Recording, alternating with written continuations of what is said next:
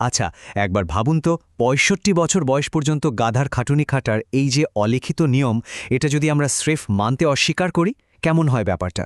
প্রথাগত রুটিনের বাইরে গিয়ে যদি একদম অন্যরকম কোনো পথ বেছে নেওয়া যায়। আজকাল কিন্তু অনেকেই এই তথাকথিত আর্থিক নিরাপত্তার ছককে রীতিমতো চ্যালেঞ্জ জানাচ্ছেন, জীবনের স্টিয়ারিং হুইলটা নিজের হাতে তুলে নিচ্ছেন। হ্যাঁ, প্রথাগত নিয়মের বাইরে গিয়ে স্বাধীনতার এক নতুন খোঁজ। আর আজ আমরা ঠিক এই দারুণ বিষয়টা নিয়ে গভীরে যাব। এই কনসেপ্টটা মানে আর্থিক স্বাধীনতার একদম মূল দর্শনটা বুঝতে হলে একটা চমৎকার কথা মাথায় রাখতে হবে। সময় হল যে কোনো বিনিয়োগের চূড়ান্ত লভ্যাংশ। মানে টাকা শুধু দামি গ্যাজেট বা বিলাসবহুল গাড়ি কেনার জন্য নয়, বরং জীবনের সবচেয়ে দামি জিনিসটা, অর্থাৎ স্বাধীনতা কিনে নেওয়ার সবচেয়ে বড় হাতিয়ার। নিজের সময়টা নিজের শর্তে কাটানোর স্বাধীনতা আক্ষরিক অর্থেই এর চেয়ে বড় মুনাফা আর কী হতে পারে, তাই না? আজকের এই এক্সপ্লেনারে সবাইকে স্বাগত। আমাদের আজকের লক্ষ্য একদম পরিষ্কার। এই যে আর্থিক স্বাধীনতা আর আগাম অবসরের কথা আমরা এত শুনি, এর পেছনের হিসাব নিকাশ আর মনস্তাত্ত্বিক যাত্রাটা আসলে কেমন, সেটা একদম জলজান্ত করে তোলা। কিভাবে স্রেফ কিছু অঙ্কের হিসাব আর একটুখানি মানসিক দৃঢ়তা মিলিয়ে এই অবিশ্বাস্য গন্তব্যে পৌঁছানো সম্ভব, আজ আমরা সেই পুরো ব্লুপ্রিন্টটাই উন্মোচন করতে যাচ্ছি। তো আমাদের আজকের আলোচনার রোডম্যাপটা একটু দেখে নেওয়া যাক। ১. ফায়ার মুভমেন্টের আদ্যপান্থ। ২. যৌথ লক্ষ্য ও আর্থিক হিসাব। ৩. বয়সভিত্তিক টাকার ফাঁদ। ৪. আর্থিক স্বাধীনতার ৭টি ধাপ এবং সবশেষে ৫. আগাম অবসরের পেছনের আসল বাস্তবতা। ঠিক আছে, চলুন একদম শুরু থেকে শুরু করা যাক। ১ নম্বর, ডিকোডিং দ্য ফায়ার মুভমেন্ট। তো এই ফায়ার বা ফাইন্যান্সিয়াল ইন্ডিপেন্ডেন্স রিটায়ার আর্লি মুভমেন্টের আসল মন্ত্রই হল সাধারণের চেয়ে অনেক অনেক বেশি হারে টাকা জমানো। তবে মজার ব্যাপার হলো এই ফায়ারেরও আবার বেশ কিছু ধরন আছে। সবাই একই ট্র্যাকে হাঁটেন না। যেমন ধরুন লিন ফায়ার, এরা চরম মিতব্যয়ী, খুব কম খরচে জীবন চালিয়ে একটা ছোটোখাটো ফান্ড তৈরি করাই এদের লক্ষ্য। আবার অন্যদিকে ফ্যাট ফায়ার হলো ঠিক তার উল্টো। বিলাসবহুল জীবনযাপনের জন্য এদের বিশাল অঙ্কের সঞ্চয় টার্গেট থাকে। কোস্ট ফায়ারের ব্যাপারটা হলো জীবনের শুরুতেই প্রচুর সেভিংস করে সেটাকে চক্রবৃদ্ধি সুদের ম্যাজিকের উপর ছেড়ে দেওয়া। আর ব্যারিস্টা ফায়ার, এটা অনেকটা সেমি রিটায়ারমেন্টের মতো। এখানে স্বাস্থ্য বিমা বা টুকটাক খরচের জন্য মানুষ পার্ট টাইম কাজ করেন। মানে যার যেমন লাইফস্টাইল, তার সেভিংসের টার্গেটও ঠিক তেমন। এখন সঞ্চয়টা রকেটের গতিতে বাড়ানোর একটা দারুণ কৌশল হল জিও আর্বিট্রাজ। শুনতে বেশ ভারী শব্দ মনে হচ্ছে। আসলে এর মানে হল মার্কিন ডলার বা ইউরোর মতো স্ট্রং কারেন্সিতে আয় করে তুলনামূলক কম খরচের কোনো জায়গায় গিয়ে বসবাস করা। ব্যাস, সঞ্চয় এমনিতেই বহুগুণ বেড়ে যায়। তবে হ্যাঁ, এর কিছু বাস্তব চ্যালেঞ্জও আছে। অনেকেই বলেন এই কৌশলটা মূলত টেক সেক্টরে যারা অনেক হাই স্যালারি পান তাদের জন্যই বেশি সোজা। তাছাড়া ট্যাক্সের ঝামেলা, ভিসা বা পরিবার পরিজন থেকে দূরে থাকার যে একটা সামাজিক বিচ্ছিন্নতা, এই বিষয়গুলো কিন্তু এড়িয়ে যাওয়ার মতো নয়। এবার চলুন পরবর্তী অংশে যাওয়া যাক। ২ নম্বর, যৌথ লক্ষ্য ও আর্থিক হিসাব। সম্পদ গড়ার এই গাণিতিক মেকানিজমটা কিন্তু অসাধারণ। একদম সোজা হিসাব।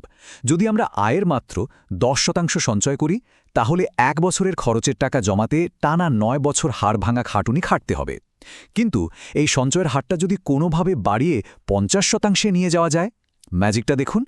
১ বছরের খরচের জন্য তখন মাত্র ১ বছর কাজ করলেই চলবে। সেভিংস রেট বাড়িয়ে কিভাবে আর্থিক স্বাধীনতার সময়টাকে একেবারে জাদুর মতো কমিয়ে আনা যায়, এটা তারই পারফেক্ট প্রমাণ। এখন সবার মনে একটাই প্রশ্ন ঘুরপাক খায়, আসলে ঠিক কত টাকা জমানো দরকার? এখানেই আসে সেই বিখ্যাত ৪% নিয়ম। এই নিয়ম বলছে যদি বাৎসরিক খরচের ২৫ গুণ পরিমাণ অর্থ বিনিয়োগ করা থাকে, তবে সেখান থেকে প্রতি বছর ৪% করে তুলে নিল মূল পোর্টফোলিও সহজে ফুরোবে না। যদিও মুদ্রাস্ফীতি আর বাজারের ওঠানামার কথা মাথায় রেখে অনেকে একটু বেশি ব্যাকআপ রাখার মানে আরেকটু রক্ষণশীল হিসাবের পরামর্শও দিয়ে থাকেন। আচ্ছা, অঙ্কের হিসাব তো না হয় মিলল, কিন্তু লাইফ পার্টনারকে এই প্ল্যানে রাজি করানোটা, ওটা কিন্তু সবসময় এতটা সোজা হয় না। শুরুতে বেশ ভালোই বাধা আসতে পারে। এর সবচেয়ে ভালো সমাধান হলো আগে নিজের মনের সাথে বোঝাপড়া করা, তারপর সঙ্গীর কথাগুলো মন দিয়ে শোনা। লেকচার দেওয়ার বদলে যদি জিজ্ঞেস করা হয়, আচ্ছা ভবিষ্যৎ নিয়ে আসল ভয়ের জায়গাটা ঠিক কোথায়, দেখবেন এই সিম্পল প্রশ্নটা জাদুর মতো কাজ করে। এতে করে ভয়গুলো কাটে আর দুজনের মিলে একটা যৌথ লক্ষ্য তৈরি করা অনেক সহজ হয়ে যায়। আচ্ছা, এবার একটু অন্যদিকে নজর দেয়া যাক। ৩ নম্বর সেকশন, বয়সভিত্তিক অর্থের ফাঁদ। বয়স অনুযায়ী আমাদের চারপাশে যেসব অর্থনৈতিক ফাঁদ পাতা থাকে, সেগুলো নিয়ে একটু সতর্ক হওয়া দরকার। যেমন ধরুন ২০-এর কোঠায় তখন আয় বাড়ার সাথে সাথে জীবনযাত্রার ব্যয় বা ওই যে লাইফস্টাইল ইনফ্লেশন, এতে পা পিছলে পড়ার বিশাল একটা ঝুঁকি থাকে। এরপর ৩০-এর কোঠায় এসে পর্যাপ্ত হেলথ ইন্স্যুরেন্স না করা আর সব টাকা এক জায়গায় বিনিয়োগ করে ফেলাটা রীতিমতো একটা ব্লান্ডার। ৪০-এর কোঠায় দেখা যায় অনেকেই সন্তানের পড়াশোনার ক্রমবর্ধমান খরচকে খুব হালকাভাবে নেন, যা পরে পাহাড় সমান চাপ হয়ে দাঁড়ায়। আর ৪০ পার হওয়ার পর রিটায়ারমেন্ট প্ল্যানে অবহেলা এবং অন্তত ৩ থেকে ৬ মাসের একটা ইমার্জেন্সি ফান্ড না রাখাটা, মানে এটা আর্থিক নিরাপত্তাকে একেবারে খাদের কিনারে ঠেলে দিতে পারে।